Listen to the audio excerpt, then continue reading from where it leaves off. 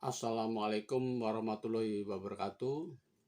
Jumpa lagi dalam program Cerita Hati Mengasah Spiritualitas bersama saya Ezrinal Aziz. Konten kali ini berjudul Pelacur masuk surga, ahli ibadah masuk neraka. Yang mungkin terasa agak kontradiktif ya atau kontroversial, tapi semua cerita itu kita pernah dengar dan itu ada dalam hadis kalau nggak salah, cerita yang berkembang ya. Jadi tapi barangkali ceritanya tidak bersamaan ya. Jadi saya ingin membuat penjelasan ya, mengapa pelacur bisa masuk surga dan mengapa ahli ibadah justru masuk neraka. Jadi ini kisahnya sudah sering kita dengar, tapi saya ceritakan sedikit juga. Seorang pelacur yang tentu saja hari-harinya berzina, yang melakukan dosa besar. Suatu saat dia sadar akan dosa-dosanya, kemudian dia bertobat. Setelah bertobat, ada suatu peristiwa di mana dia melakukan perjalanan yang jauh, ya. Kemudian di padang pasir kehausan, dia melihat suatu sumur tua yang cukup dalam. Dia memasuki sumur itu dan meminum airnya sehingga dia melepas dahaganya. Ketika dia keluar dari sumur itu, dia lihat seekor anjing yang menjulurkan lidahnya karena kehausan. Kemudian dia masuk kembali ke sumur itu, tidak mudah masuk sumur itu, dan menggunakan terompahnya untuk mengambil air. Kemudian dia berikan kepada seekor anjing itu, sehingga anjing itu lepas dari dahaga dan tidak mati kehausan. Di tengah jalan, pelacur ini meninggal dunia. Dan diceritakan bahwa dosa-dosanya sudah diampuni dan dia masuk surga. Ini membuktikan betapa Allah Subhanahu wa Ta'ala itu Maha Pengampun, Maha Pengasih. Siapapun kita manusia yang berbuat dosa, sekalipun dosanya dosa-dosa besar, kalau dia bertobat, kemudian melakukan amal soleh, maka Allah akan mengampuni. Kelihatannya sepele, hanya memberi minum seekor anjing. Tapi kalau kita rasakan ini sesuatu yang luar biasa. Kasih sayang seseorang yang diimplementasikan, dilaksanakan. Rasa kasih sayangnya tumbuh. Selama ini mungkin tertutup oleh dosa-dosanya. Dan bagi orang biasa barangkali akan belum tentu orang yang kelihatannya banyak ibadahnya mau melakukan amalan itu. Seekor anjing ngapain saya urusin? Ya. Kelihatannya mudah. Tetapi dia melakoni itu karena rasa sayang, rasa kasihan ya, kepada makhluk Allah. Dan itu luar biasa. Dan Allah menghargai itu. Allah menghargai itu. Ada kisah lain yang sejenis. Seorang pelacur juga. Saya lihat ceritanya di YouTube ya. Karena judulnya menarik. Mantan pelacur melahirkan 7 nabi. Nah, saya nggak tahu itu ada hadisnya apa enggak. Tapi jelas ceritanya tuh dia bertobat. Kemudian tobatnya tuh keras, kuat sekali sehingga dia mencari jalan supaya bisa diampuni oleh Allah. Kemudian dia ingin dibimbing oleh seseorang yang soleh. Akhirnya dia mendapatkan laki-laki yang soleh yang bisa membimbingnya, dan dia melahirkan anak-anak yang akhirnya diangkat menjadi nabi oleh Allah. Ini ada ceritanya. Ada juga cerita yang sejenis itu, kita sering dengar juga. Seorang yang sudah membunuh 99 orang. Ya. Kemudian dia bertobat. Dia ingin sadar dan ingin kembali ke jalan yang benar, yang baik. Tapi nggak tahu caranya.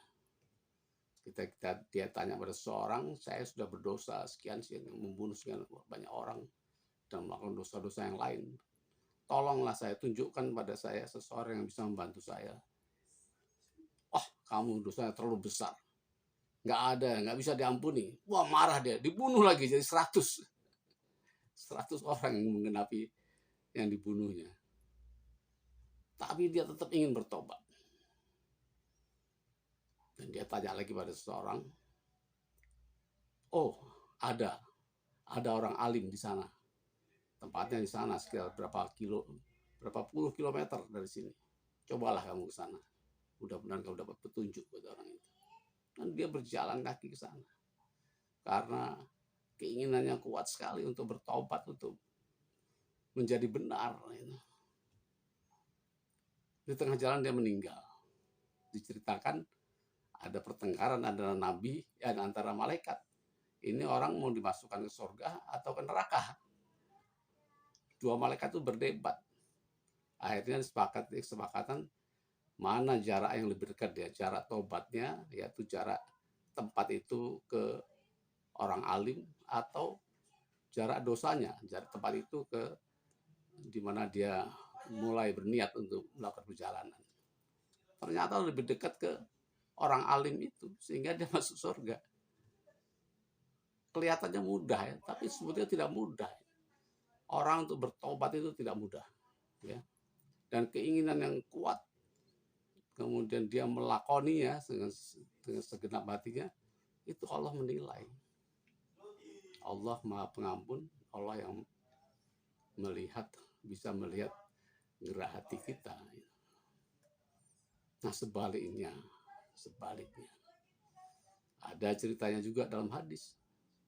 Seorang yang ahli ibadah, sholatnya baik, puasa, Senin Kemis barangkali, sholat tahajud terus.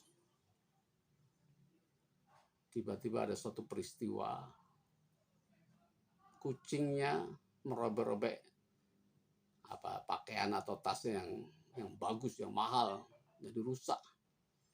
Dan dia marah sekali sama kucingnya. Kucingnya dikurung sampai mati. Kemudian ketika dia meninggal, masuk neraka. Dalam cerita itu, masuk neraka. Jadi artinya maknanya apa? Jangan kita tertipu oleh kulit ya. Jangan kita tertipu oleh penampakan ya, kesolehan yang hanya penampakan luarnya saja.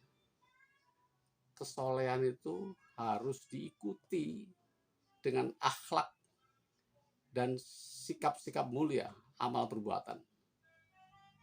Bayangkan, siapapun sebetulnya kalau dia punya rasa sayang kepada kehidupan, tidak akan tega dia mengurung walaupun hanya seekor kucing sampai mati. Coba kita sendiri rasakan. Saya kira orang rata-rata tidak akan melakukan itu. Tapi dia hanya karena marah barangnya itu, dia kurung kucingnya sampai mati. Artinya ibadahnya yang dia lakukan itu mungkin ya hanya untuk pamer. Ibadahnya tidak melahirkan akhlak, tidak menghasilkan aktivitas yang beramal ya. Ini cerita melihat kulitnya saja, tapi saya kira barangkali dia juga dalam banyak hal tidak melakukan sesuatu yang baik ya. Ada cerita lain yang dinamakan golongan Khawarij itu. Golongan Khawarij itu kelihatannya soleh sekali. Sholatnya panjang, lama, tahajud tiap malam. Tapi kejamnya luar biasa. Dia hanya mengakui kelompoknya saja.